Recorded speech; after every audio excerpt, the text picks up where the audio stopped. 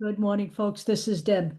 Yesterday uh, in Boston, I stood with a friend on Boston Common, and literally hundreds of other people to commemorate uh, the Reverend Dr. Martin Luther King's historic Freedom March from Roxbury to the bandstand at Boston Common.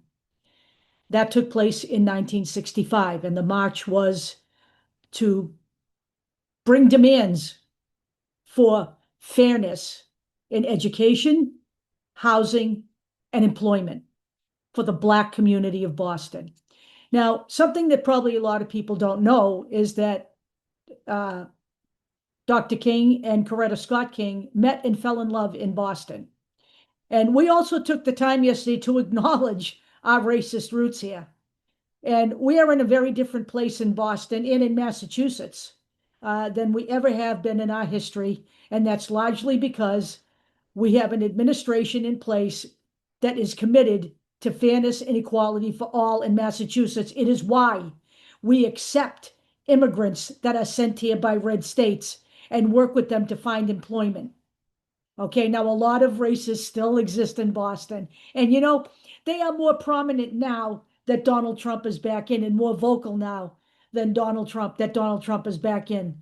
But we here in Massachusetts do not welcome them. We do not welcome them in Boston. They are not part of our culture, and we are only too happy to shove them back in the closet. And that's what we're going to do. They can stay in their racist little sectors of the city and they can complain all they want on social media, but the people of Boston don't welcome that shit here. So last night, it really, really got my dander up when I read about um, Donald Trump's executive proclamation on purging uh, improper ideology from the Smithsonian Institution.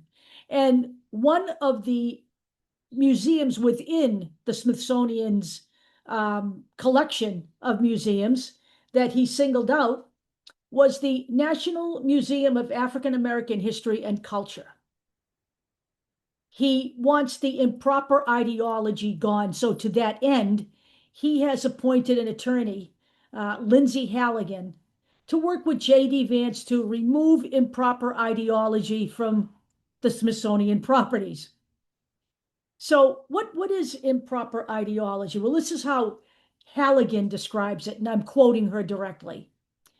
I would say that improper ideology would be weaponizing history. We don't need to overemphasize the negative to teach people that certain aspects of our nation's history may have been bad. Now, according to her, overemphasizing that just makes us grow further and further apart. You know what? In Germany, they actually teach the Holocaust to school children.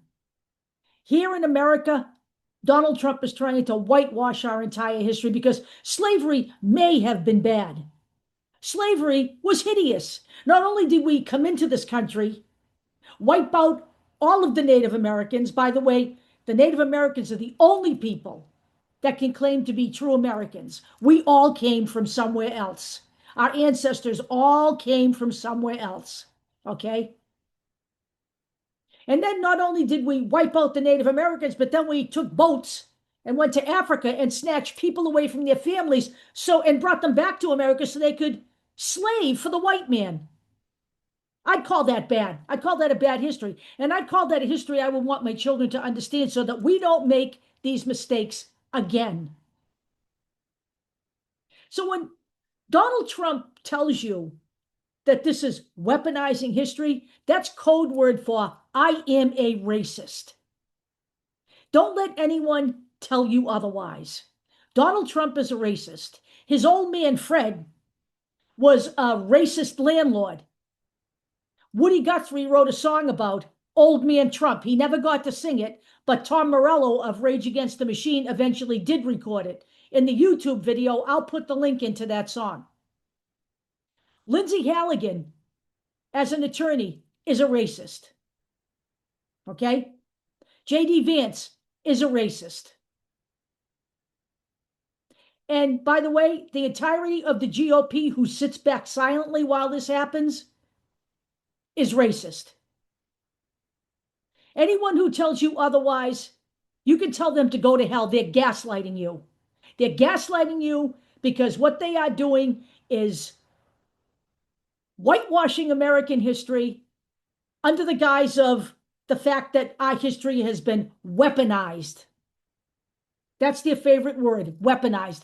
They are the ones who are weaponizing everything in this country.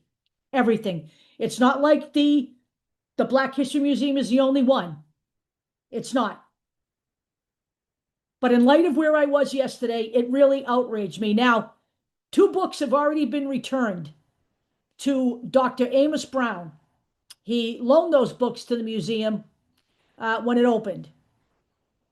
And one of those books is the first book ever written about racism in America, okay? And it's a historic book. The other one is a Bible that he said he carried during his civil rights marches. We'll see where all of this goes. You know, right now, according to the powers that be, they're going to leave the lunch counter in that was part of the sit-in movement during the early part of the 60s. And we'll see if that actually gets to stay. We'll see what else they return. There's a great publication called Black Press USA, and they are tracking all of this stuff. And we will put in as many articles as we can find about this. Hakeem Jeffries has called on John Roberts, who sits on the board of the Smithsonian, to reject this effort. I have serious doubts that he will do that, but nevertheless, there is only one person, one party in Congress right now calling for this to stop, and it is not the Republican Party. Once again, they are nowhere to be found when they are needed. They are cowards.